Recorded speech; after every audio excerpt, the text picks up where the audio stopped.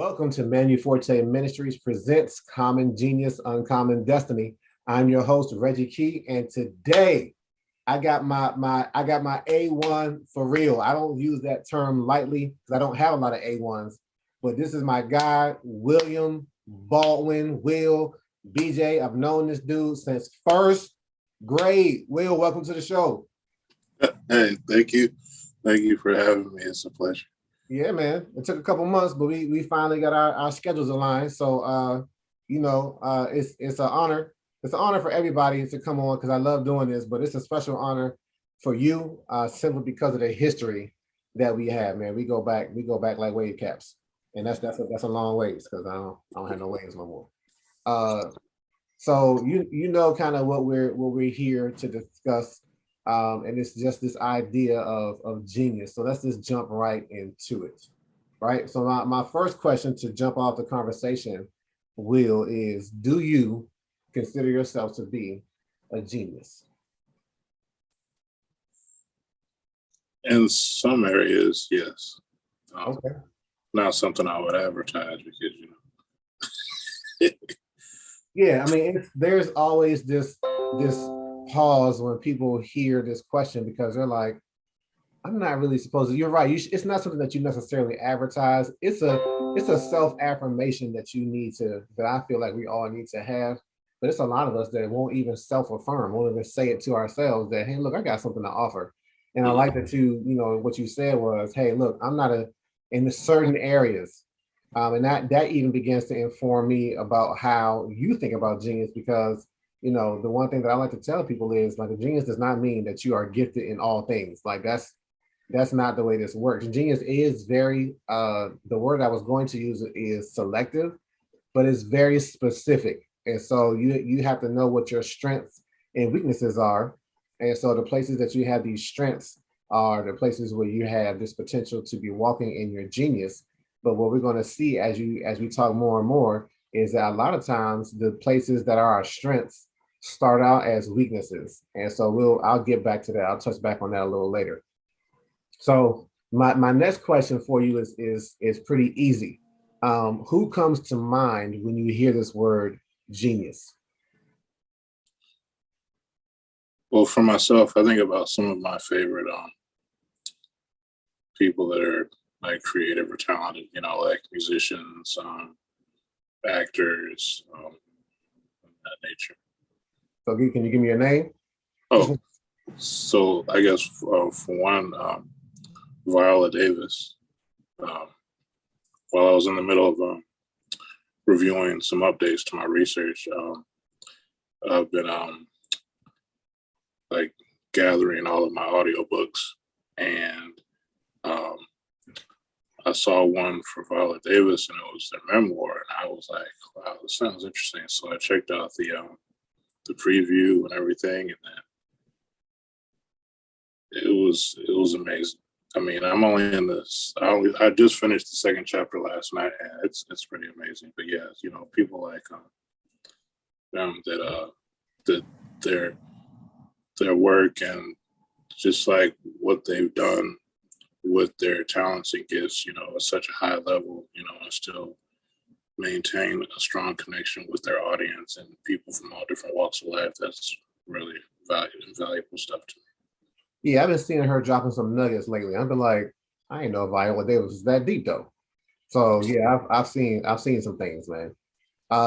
Can you guess though, just generically speaking, imagine that I do these workshops in front of 10, 15, 20, hundreds of people. And when I poll a group of people, what do you think their number one answer is as to who comes to mind when they hear this word genius?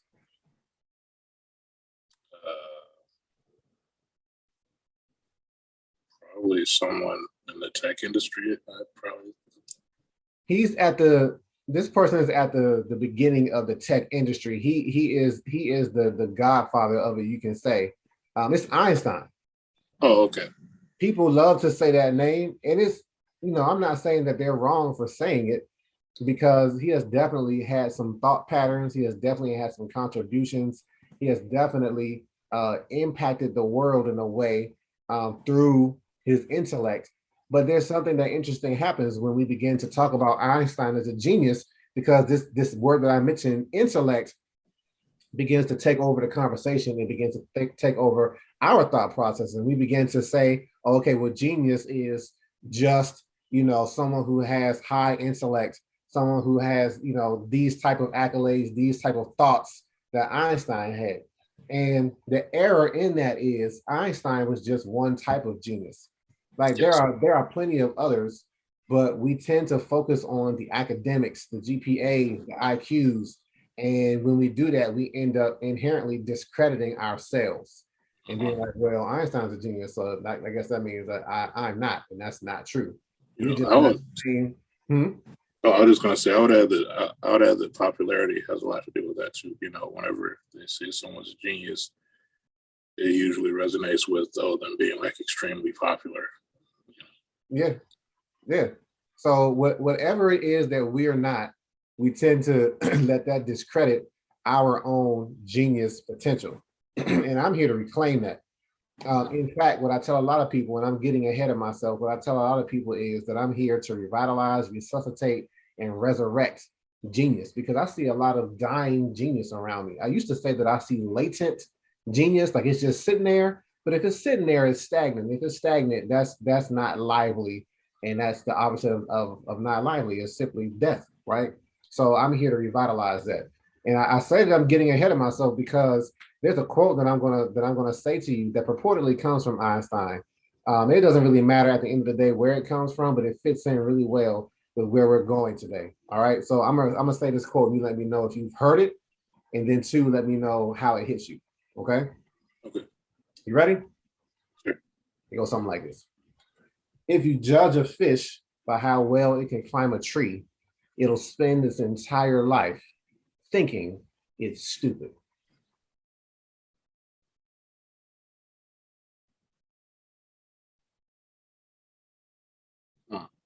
I don't think I've heard that before. Let me see.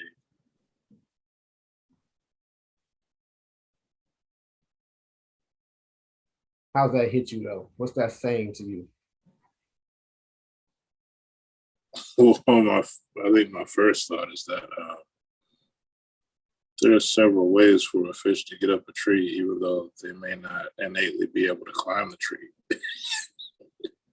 Okay, You know, that's interesting. Now, what are some ways that a fish can get up a tree? oh well, say there's like a buzzard or a hawk flying around, and they see this fish and pick them up, and they think they're going up to this tree, but as soon as they get to the top of the tree, the bird drops them in the nest. Okay, You that see, is true. so yeah. Um, hmm. Let me ask you this question, man. That's interesting. No one's ever approached it from that degree. But let me ask you this question: if you were to open your window right now and see a fish in the tree, Will, come on, man, it's me. You wouldn't be ready to get off the planet? Like something is not right. This is awkward. Like this is not how this is supposed to work. I'll probably shut everything down for the day and go to bed early. Yeah, man. Go back to fourth grade and just put the sheets over your head. Like, okay, hopefully this will pass. I don't know what's going on, but I tell people all the time, man, that's not natural. If I look outside and see a fish in the tree, and the earth is inherently broken. That's already broken, but it's like super broken, and it's time for me to get off the planet. You know what I mean? Because fish belong in water, right? So if a fish is if a fish is going against its design and trying to climb a tree, there must be something there must be something that's prompting it to do it, that's like, because it's saying like it'll spend its entire life thinking it's stupid. So it's not like it just tries once. It's going to keep trying until the end of its life. And guess what? Its lifespan is going to be cut short because fish don't fish don't thrive out of the water for the most part. There are some exceptions, but the fish is not going to be on this planet much longer if it stays out of water too long trying to climb this tree. Uh-huh. And so that's the genius that I see dying around me. I see people, I see people trying to climb trees as fish, and it's like your genius is dying when you do that. I don't know if you're aware. And so, my job is to say, hey, look, have you ever heard of something called water? Like, what your element is not this tree. Your element is water. and getting that fish into the water will immediately have it revitalized, will immediately have it resuscitate, will immediately have the way it was designed come into play. Like fish are streamlined to go through water. They have scales, they have gills, because they are specifically and uniquely fit for the elements of water. And so that's what we're going to talk about today. What are you, Will, uniquely and specifically fit to do? What's your element? And then what is your talent? And you know that gets into the three components of my workshops and my books that talks about genius. We talk about it from three perspectives: from your passion, your talent, and your purpose.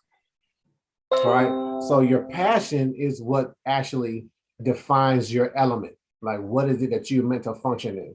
But the way I define passion, I almost have to deconstruct this word passion, just like we kind of deconstructed this word genius. So I want to ask you, like, what is your passion? If somebody say, "Will, what you passionate about?" What would you tell them? I'll probably most likely start out with media and technology. Media and technology. All right. So how would you describe passion? Give me some words that describe passion, just generically. It's be something that you love, cherish, something that's of significant value to you, something that can't be, measured by like money or, status. Okay. All right. Now, you mind if I flip that on his ear? You mind if I kind of like just turn this passion 20 degrees west than what you normally think of? Mhm. All right. So passion, as it relates to this equation, this genius equation, and finding your element, is not as much about what you love as about what it is that you hate. Okay. All right. And I'm not expecting you to have known that, because this is like I said, this is completely different perspective, right? This is a paradigm shift. So it's not that hard to think about, though, because when you really hate something, you might tell somebody like, "Man, I hate that with a passion," though. You ever heard somebody say that? It's been a while, but yeah. Yeah, that's the turn of phrase, right? And so there's something interesting that when we begin to link hate and passion together, and I can't take credit for it. I read this book one time called The Assignment by Mike Murdoch. And Mike basically gets into this thing where he says, "Hey, look, if you want to find what your assignment is," and he's Christian, so it's like, if you want to find out what your purpose is in life, that why God has put you on this planet, start exploring the things that you hate. And he said, look for your Popeye moment. And he's like, what's the Popeye moment? I know we haven't heard the name Popeye in a while. I don't know the last time I had some good Popeye chicken, but I'm not talking about the chicken. I'm talking about the cartoon, though. And so you and I, we come up in the same era. We watch the same things. You remember the Popeye cartoon? He began beat up by Bluto, and then he would just get to a place where he would say, like, "I've had all I can stand. I can't stand no more." And he would pull out this spinach, right? And then he would something about to happen when he pulled his spinach out of his skin tight shirt. I don't know where he was hiding the spinach, but wherever it comes from, he pulls it out, he snatches it open, and something about to change. Everything that was on top of him is he about to be on top of it. Whoever it is and whatever it is, he's about to blow.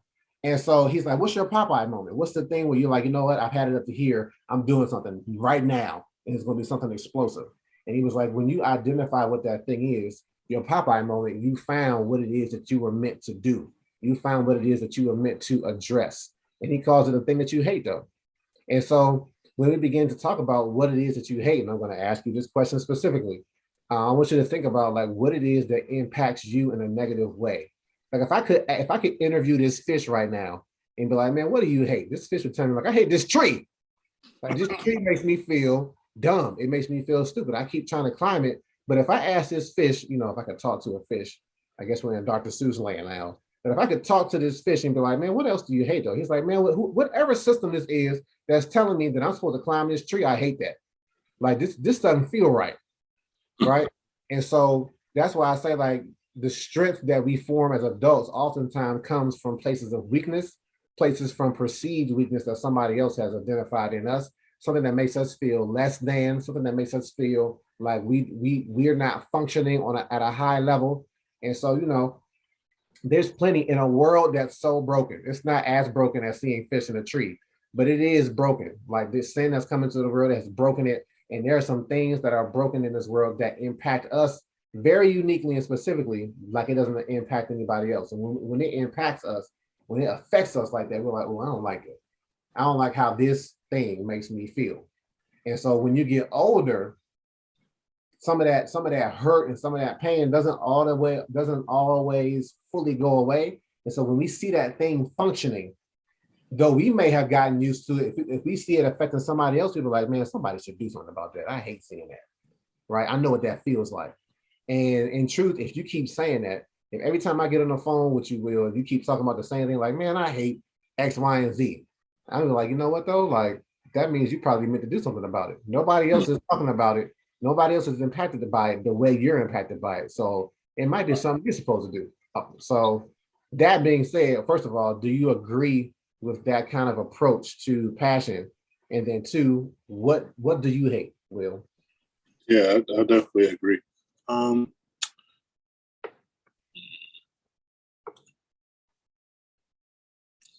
There's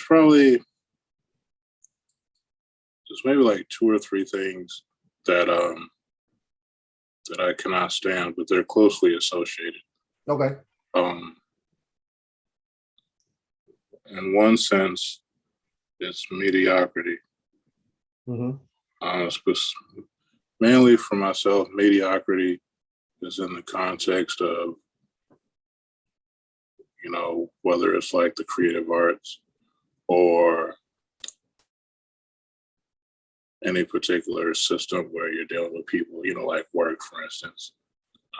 Another thing that I cannot stand that's closely associated with that is when you see an opportunity to help someone, or when you see an opportunity for a process to be adjusted for the better, and people dismiss it or ignore it, especially when this affects the people that you deal with and work with every day. That's another problem that I have. Mm-hmm. So yeah. So you know what's funny? A lot of times people start talking about systems and things that limit people.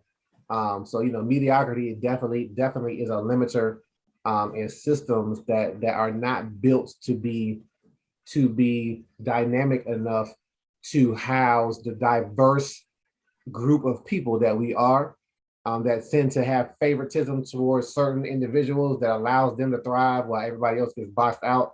Those type of systems are what people talk about universally that they hate.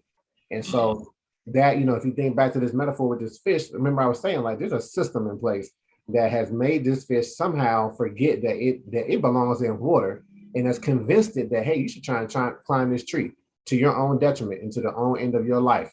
Keep climbing this tree and thinking that you're stupid. This is what we want you to do. And it's like, no, that's not even how this is supposed to work. And so I have a really good example that explains this idea about, what it is that you hate is the thing that you actually purpose to do, purpose to address, and purpose to fix as we talk about the brokenness of the world, right? So check it out.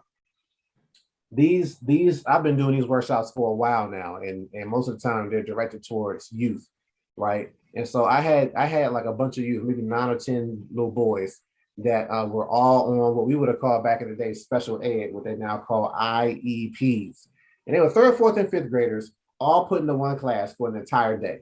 So this class is basically the tree, and they're the fish. And so they were made to feel less than. They couldn't go outside this class unless they were going to recess or lunch, and they probably still ate recess. I say ate recess, ate lunch and played recess like separate from everybody else. They were ostracized and alienated. And so, and then they were told, hey, you have ADD, you have ADHD, all these different negative labels, no real encouragement. Everything that was reinforced in them was kind of negative, right? And so I came in there like, all right, I'm gonna talk to these kids about genius. I'm gonna get them to see that they have something to offer. And man, Will, the first time I said like, hey, you're geniuses, they all looked at me like, do you know where you are, my dude? Like, I think you got the wrong class, cuz like they was looking at me like, you know who we are, right? They did not, and they rejected it. They did not receive me giving them a positive affirmation at all because they got used to and accustomed to less than that, right? They got accustomed to mediocrity, right? And so I was like, all right, cool. You might not agree with me that you're a genius, but I bet I can get you all to talk like in one instant.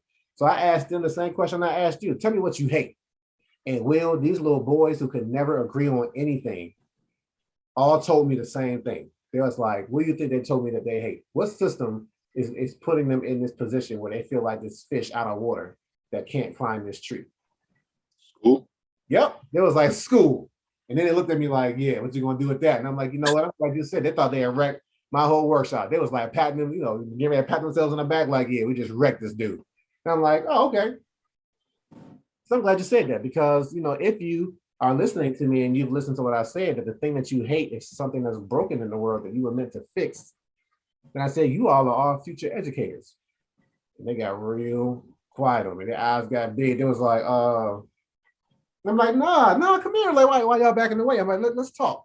So I said, look, this system is broken that's supposed to be servicing you, the school system. And the reason why it's broken is because it keeps pushing away the solution. I said, you all are future educators because out of the 8 different learning styles that there are, schools only really teach from 3. And if you don't speak the language of auditory learning, visual learning, or logical left brain learning, then you're going to feel like a fish out of water. Like, I don't belong here. Something ain't right. All this information that's being relayed to you is being relayed to you in a language that you don't speak. And you're like, I hate this. Like, I feel really dumb. I feel like everybody else is getting it and I'm not. And because the teachers aren't equipped to address these other learning styles, like, hey, I'm a kinesthetic learner. I need to move. I'm an exploratory expeditionary. I need to work with my hands, but you keep telling me to keep my hands to myself. Hey, I'm a right brain. I'm a creative, but you keep coming at me from this logic perspective. And that's why, a lot of them hate math, right? But if they took their learning style, Will, and there are tests to take so you can know what your learning style is, and then allowed that learning style to take them into school and learn how to teach, now that learning style becomes a teaching style. And when they go back to the school system that failed them, they have a solution to it. Hey, look, I'm a kinesthetic learner. I'm going to become a kinesthetic teacher. And now you're going to reach other kinesthetic learners so that they won't feel left out. And if there's more diverse teaching styles, because there's more diverse teachers, then the system begins to get fixed. Like, you picking up what I'm putting down? Yeah,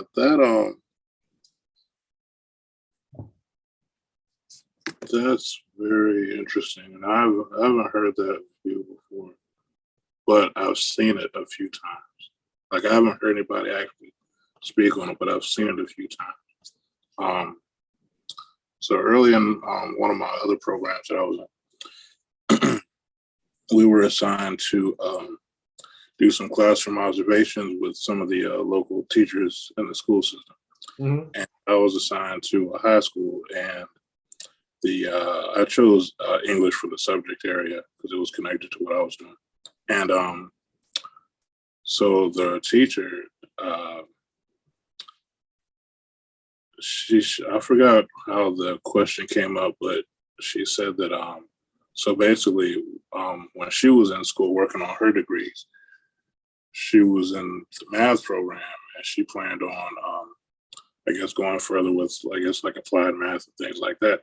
Mm-hmm. But she didn't pass the exams that she needed to take. She just didn't pass them. Mm-hmm. So she switched from math to English, but she was able to take all of her methods in math, her teaching methods in math and learning styles in math, and translate that to the classroom for kids as far as teaching them like grammar and composition. Okay. But from mathematical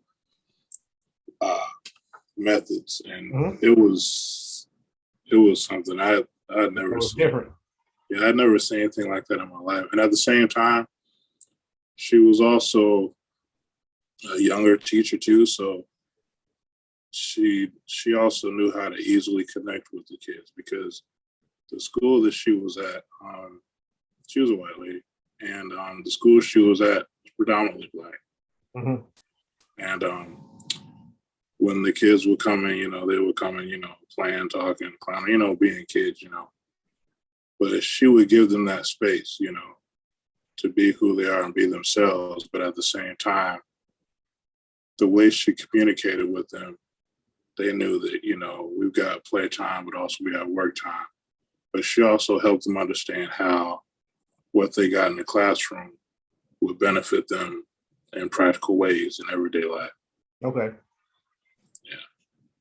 So yeah, I mean that's a game changer to me. The school system, nobody, if I say the school system is broken, nobody would be like, no, you're wrong. Like people with university be like, yeah. I mean, even when I say this in classrooms, the teachers are like in the background, like, it is, right? But it's not about the teaching. That was just an example. Every industry, every system that's in place in the world right now has some type of element that exists in the same format, where the very solution is being pushed out in the people, and because they hate what they're experiencing, not realizing that they're called to focus in on that brokenness and do something about it.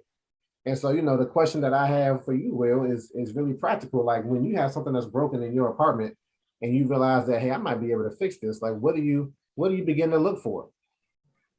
Hey, something's broken. I need something to help me fix it. What do you look for? Instructions, ideas. Instructions and ideas, but then the instructions are going to say, hey, you might need some of these things. What are they going to tell you to look for? Just in general, we find some instructions that says, hey, fix your television. You're going to need a screwdriver. What is that? That's a tool, right? And so the thing that we've been given, that our Father in heaven has given us, because the grief, the hate that we have is caused by something that grieves God's heart. He looks out on the planet and sees the brokenness of it. He's like, man, I put some people down there to do something about this. And the only way they're going to do something is if I touch their heart with some grief, with the same grief that I have, and I'm gonna share this with them, so that they look at the things that I look at and be like, ooh, something, I don't like that. Somebody should do something about that. And God is like, yes, you. And so then, like Moses, he may be like, well, I don't know, Lord, I don't think I'm qualified. He'll be like, you know what, though? What's in your hand, though? And that staff that Moses had, he was like, I just got this raggedy staff. He was like, yeah, I can do something with that, though. And when we partner with God, when we go into covenant with him, he can turn what's in our hand into an amazing tool. He told, David, when he saw this giant, he was like, nobody gonna do nothing about this giant talking smack, though. Everybody else was running and cowering. He was like, yeah, let me get at him, though. And what they first did, they said, hey, take on King Saul's armor. And he was like, nah, this not my tool. This not my bit. He's like, give me my slingshot, give me those 5 smooth stones. And you know what happened, right? So the thing that God gives us, when he says, what's in your hand, is your talent. So now we've gotten to the second stage of the genius equation, because the way to address the God-given grief that we have, because he hates wickedness. So the wickedness that we hate, he hates. The way he asked us to address it and has positioned us to address it is by the talent that we have. And so, I come across, there's always some problems with every stage of this equation. So, when I talk to some kids, they're like, well, I don't have any talent. And I'm like, yeah, you do. Like, talent doesn't just pop out of nowhere. Talent is generational. And, if we look at, right now, we're in the NBA finals or the semifinals or whatever. I ain't fully keeping up and watching. But when we see athletes, we recognize that their talent is generational. We're like, oh man, like, Steph Curry's father was in the NBA. Kobe Bryant's father played basketball internationally, right? So it just makes sense. LeBron James' son, Bronny, he's going to be in the NBA soon. And we're like, they're a family of basketball players. Or we look at entertainers, right? And we see siblings out there doing their thing, and their parents were singers. And we're like, okay, that makes sense. But why do we overlook ourselves and be like, well, grandma did this, or great grandfather owned a business, or he did this, and realize that thing that they have is God's way? Because we know about the phrase a God-given talent, but that God-given talent comes through generations and lineages. And if we're quick to say, I don't have any talent, I mean, you're not saying that. I see your lineage, right? You are a writer, you are a composer. whether it be with music or not, your brother is a rapper, but your dad is a songwriter. And so that thing is manifested on the inside of you and your brother in different ways. And so, I'm going to ask you to identify what your talent is shortly, but I just want to make sure that we understand that, no one can say that they don't have something in their head, right? Because it's passed on from the people that came before us. And so, I've already kind of hinted out, but like I said, I want you to say, like, what do you say your talent is, Will?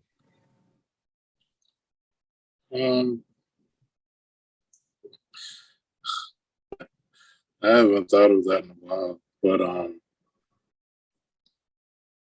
would say it's somewhere in the range of communication and writing. One thing that you brought to my attention about the generational thing is in the past couple of years since I've started this journey as far as through academia and education, Mm-hmm. I've found a few relatives Yeah. that have had careers in education. I mean, like, there's one on my pop's side. There's one, and then Okay. my one of my long lost relatives that hopefully I'll get to meet next month. They were also had a career in education, and those were I didn't get to speak to the one on my father's side, but the other relative, I'm hoping to speak with them because, for the longest time that I've been pursuing this thing, I mean, you got associates and peers and things, but it's different when you've got people that are literally in your family that are that close to be able to reach out to, Yep. You kind of pick their brains and see what makes them tick and see what their obstacles have been and how they either ran through the obstacles, ran over the obstacles, or climbed it, just circumvented it. And so, what I even began to hear the Lord saying for you, I began to hear legislation. I began to hear that you are positioned because you've been near and dear to education for a long time now, right? And I hear that you have the capacity to write legislation that addresses mediocrity in the systems of education, in the education field. You have within you the capacity to see what a thing is that's wrong and begin to compose and write legislation that begins to create better systems or enhance systems that are currently in place so that more and more people feel like they fit. And I know there's some things that you have gone through on your job recently, because I even have told you, like, hey, you should like write down some of your ideas and present them to the people as they're looking for a new leader, as they're looking for new leadership and new ideas and fresh blood, so to speak. You can say, hey, look, these are some of the things that I've observed, and not just making observations, but these are some of the solutions that I have. And it takes, Will, you being cognizant of and willing to admit, I'm a genius at this though, because the person that doesn't believe that they're a genius won't share the solutions that they have, because they're like, well, my stuff's not important. Nobody really want to hear what I have to say. And so we have to get beyond that limitation that we put on ourselves. We begin to tell ourselves, like, nobody want to hear what I have to say. But if you wake up in the morning like, I am Will Baldwin and I am a genius, then you'll know that, because that genius, that affirmation works on how you view yourself and what you can contribute. And then it turns outward and says, okay, now who can I share this genius with? And you begin to change the world around you, person by person, system by system, legislation by legislation. And so that's what I see for you. It's really funny too. Did you, this is going to be a complete tangent. Just bear with me. Did you say you saw Doctor Strange in the Multiverse of Madness? Yeah, I saw it. All right. So you remember that really awkward battle that Doctor Strange had with himself at the end, where they were literally fighting each other with musical notes? Uh-huh. You remember that? Mm-hmm. So that came back to my mind. because it's like fighting fire with fire. And I don't know why they chose to use these notes. That might be a Sam Raimi thing, but because you're a writer and you come from a family of composers, that's almost how I'm seeing you addressing this system, with this legislation. It's like being able to speak the same language and understand the codex behind what some things are that's being said, and then using the same language against the system to address and fix the system, if that makes sense. Yes, it does. Thank Yeah. you. Yes. So, how does that hit you? What does that look like in what you're doing now, or what it is that you would like to do in the future?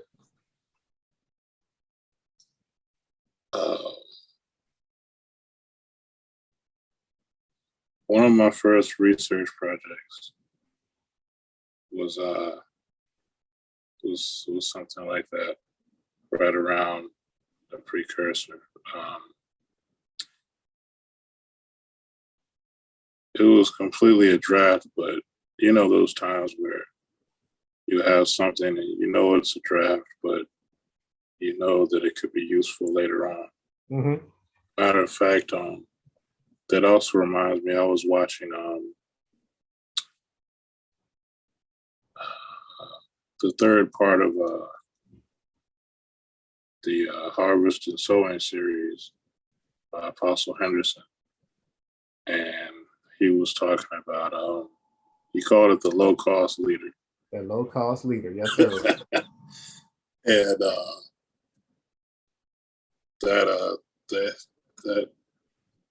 that hit me in so many different ways, And then when he talked about how when you got a thing that you're working on, that you got stages and processes and steps, the whole thing's not going to happen all at one time. Right. About how where he related that back to where what the word is, where we prophecy in part and we know in part. And then there's the other part that God adds, while you're going through the building of that thing. And that was what's the word? It felt like it was a lot of a release, a relief, in hindsight of like all the, stuff, going through all the stuff all the way up to this point, But yeah, it was very, it was affirming. I guess that's probably the best word for it. Yeah. So you got to take that draft, man, and go back and look at it again and figure out like what part of this can I execute though.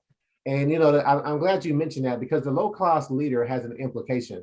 The implication is that there's a system, you have a vision to address something large. It's on a really big scale, just like David and Goliath. And typically, especially men, when we see something large, we want to respond in kind. We want to have a large response to a large problem. And if we start too big, we'll choke. Like we'll realize that it's a process, precept upon precept, faith upon faith, step by step. And the low cost leader says, yeah, this is my first draft, my first attempt, and the scope of it it's not the same scope of the vision, but it's a start. So here's the vision, here's where I start, but then as I get closer and closer to it, in my execution of things, it's going to begin to magnify. It's like a seed starts small, and then it begins to grow into this large system that then birds of the air can now rest in, provide shade beneath it. But that low cost leader, that seed is powerful though. And so, it's important to know what that is. And so that's my question for you, man. Like, what is, you don't have to tell me right now, we can definitely continue to talk offline, but what is your low cost leader to execute your vision that begins to address some systems that are broken in the education field? And when you find your lane in that, you won't care like how big your impact is. You won't care what money you're getting paid for. You'll feel accomplished, because that's that passion part. You'll feel driven. You'll feel accomplished. You'll feel motivated to continue to address that thing. Because if it was easy to address, when you address it, it'd be like, okay, that's over. Now it's not, now what? But because it's so large, it's like, yeah, I might have to adjust this a little bit at a time. It's like, how do you eat an elephant, right? One piece at a time. And that the large scale doesn't begin to intimidate you anymore. It begins to keep you focused. Like, all right, I knocked that out today. I'm gonna get at this tomorrow, and I'm gonna, in next week and next month, and I'm going to continue to chip away at this thing with these strategies that the Lord has given me, with these instructions, with this knowledge that only comes from the only real knowledge and wisdom that we can utilize comes from the Father. And so, I'm excited to see what this continues to do, how it continues to grow in your life, Will, because one plants, it's one water, but God provides the increase. And I definitely see him doing that. And so, even as I get to the end of the equation, the end of the equation is actually the simplest thing. Your purpose in life is to find out what it is that's your God-given talent that's generational, and then use that as a tool to address what's broken in the world that affects you in a very specific and negative way, which is the element of your passion. And in doing so, Will, you will unlock your genius. And you'll discover, like you said at the beginning, it's not meant to cover all things. It's not that you're a genius in all manner, but you have one, at the very least, one and maybe two areas where it's like, this is where I thrive though. And so, take that and run with it. Like, do what it is what you may. I typically, would ask somebody towards the end of the interview, again, do you consider yourself to be a genius? But you already affirmed yourself. But do you see just a little bit more, with a little bit more of your genius uncovered and revealed to you over these past 20 to 30 minutes? Yes. All right. Well, hey, look, my work is done. Right. And we're gonna continue to build because we boys, we brothers. So this was just a brief conversation that just adds on to the many that we've had over the past year. So we're gonna keep talking. I appreciate you taking the time to do this in a more formal way and joining me on my little show. This is Manu Forti Ministries presents Common Genius, Uncommon Destiny, and this is my genius guest, Will Baldwin. Thank you for having me. It was a pleasure. Yes, sir. And I have been your host, motivational speaker, author, publisher, preacher, Reggie Key. And it is my uncommon cue to see the genius in you. Thanks for joining us for this week's episode. Make sure you pick up the book, Common Genius, Uncommon Destiny by my dad, Reggie Legend, available on Amazon and at inkwellspoken.com. Connect with us at inkwellspoken on all social media platforms. If you enjoy our content, don't forget to like, subscribe, and hit the notification bell so you never miss an upload.